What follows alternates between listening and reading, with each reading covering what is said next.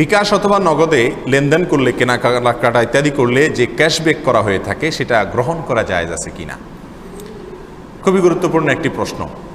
আমরা অনেকেই জানি বিকাশ অথবা এই জাতীয় বিভিন্ন যে পেমেন্টের অপশন আছে, এই অপশন সিলেক্ট করে এর মাধ্যমে যদি আমরা কোনো পেমেন্ট করি, একটা গাড়ির টিকিট করলাম বিকাশে আমি পেমেন্ট করলাম, অথবা একটা অনলাইনে কোনো কিছু কিনলাম বিকাশে আমি পেমেন্ট করলাম, বা নগদে পেমেন্ট করলাম, তো এগুলোর মাধ্যমে পেমেন্ট করলে অনেক সময় অফার হিসাবে ইনস্ট্যান্ট ক্যাশব্যাক করা হয়, আসে কি আসে না?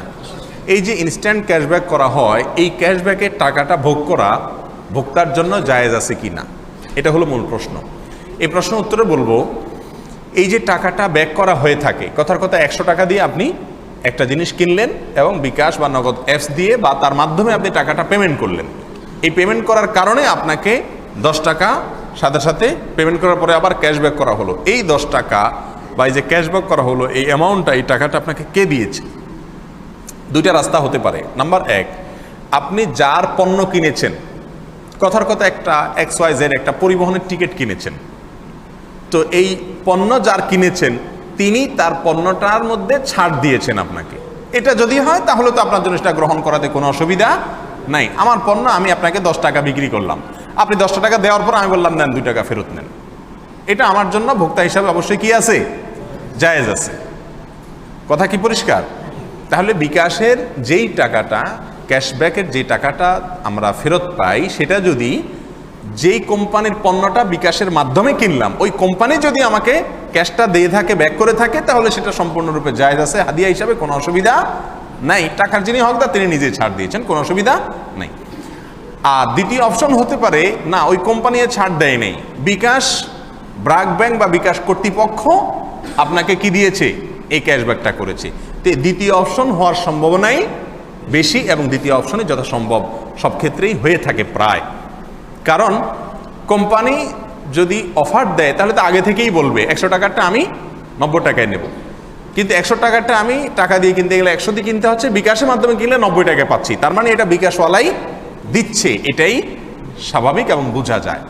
বিকাশ যদি আমাকে ক্যাশব্যাক করে সেটা আমার জন্য ভোগ করা জায়েজ আছে কিনা, এখানে একই কথা।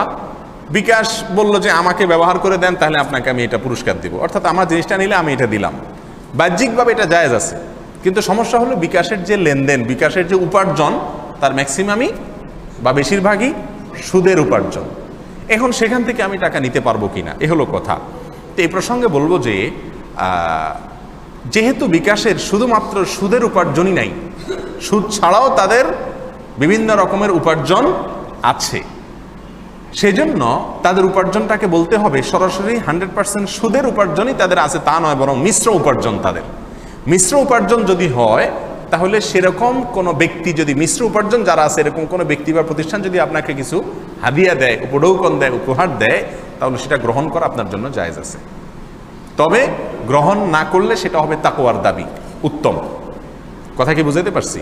এই সম্পর্কে মুহাম্মদ সালেহ আল মুনাজ্জিদ হাফিজাহুল্লাহ ইসলাম কিউএতে তিনি এক প্রশ্নের উত্তরে পরিষ্কারভাবে জানিয়েছেন যে হারাম দুই প্রকার। একটা হলো হারাম লিআইনিহি, সরাসরি একজনে একটা মাল চুরি করে নিয়ে আসছে, আপনি জানেন এটা চুরি করা মাল, ছিনতাই করা মাল, তো ওইটা আপনাকে যদি হাদিয়া দেয় আপনি কোন অবস্থায় সেটা ভোগ করতে পারবেন না, আপনার জন্য এটা জায়েজ নেই। আর হলো হারাম লিগাইরিহি। হারাম লিগাইরিহি মানে হলো মূলগতভাবে বিষয়টা হারাম না, সে লেনদেনটা অশুদ্ধ উপায়ে করছে তাই হারাম হয়েছে। যেমন সুদ, এই সুদের যে টাকাটা, এই টাকাটা সে ব্যবসা করে নিলে তার জন্য হালাল ছিল, এই টাকাটাতে কোনো দোষ নাই, পদ্ধতিটা ভুল হওয়ার কারণে সেটা কি হয়েছে?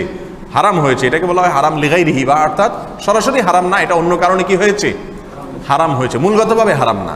যাই হোক, এরকম যদি হয়, আর সেক্ষেত্রে মোহাম্মদ সাল্লাল্লাহু আলাইহি ওয়াসাল্লাম বলেছেন যে ওই হারাম উপার্জন যিনি করেছেন তার জন্য এটা হারাম, কিন্তু তিনি অন্য কাউকে উপঢৌকন ইত্যাদি দিলে তার জন্য কি হবে না? সেটা হারাম হবে না। তবে সেক্ষেত্রেও এটাকে গ্রহণ না করা, যেহেতু হারাম উপায়ে উপার্জন করা হচ্ছে, এটাকে অ্যাকসেপ্ট না করে ফেরত দেওয়া, এটা হবে তাকওয়ার দাবি এবং উত্তম। এবং বিন বাজ রাহিমাহুল্লাহ এক ফতোয়াতে বলেছেন যে যদি কারোর মিশ্র উপার্জন থাকে আর তিনি আপনাকে কোনো দাওয়াত দেয়, খাদ্য খাবার দেয়, কোনো উপহার দেয়, মিশ্র উপার্জনওয়ালা ব্যক্তি, আপনার জন্য গ্রহণ করা জায়েজ আছে। যার হালালও আছে, হারামও, দুই রকমের উপার্জনই আছে, এরকম ব্যক্তির উপঢৌকন আপনার জন্য গ্রহণ করা জায়েজ আছে। এক্ষেত্রে একই কথা, না করতে পারলে সেটা উত্তম এবং তাকওয়া। এবং islamweb.com কাতার ভিত্তিক মুফতিদের একটি বিশ্ববিখ্যাত একটি ওয়েবসাইট আছে, সেখানেও একই ফতোয়া দেওয়া হয়েছে, আর অনেক অনেক ওলামা ইকরামের ফতোয়া রয়েছে। সবগুলোকে সামনে রাখলে আমরা দেখি বিকাশ বা নগদ অ্যাপসের কেনাকাটা করলে বা কোনো কিছু পেমেন্ট ইত্যাদি করলে যে ক্যাশব্যাক করা হয়ে থাকে ইনস্ট্যান্ট, সেই ক্যাশব্যাকের টাকাটা আপাত দৃষ্টিতে জায়েজ আছে ভোগ করা ইনশাআল্লাহ। তবে যদি কেউ না ভোগ করে, ওইটা আসলে অন্য কাউকে গরিব দিয়ে দেয়, সেটা হবে সবচেয়ে নিরাপদ এবং ভালো। আল্লাহু আ'লাম বিস-সাওয়াব।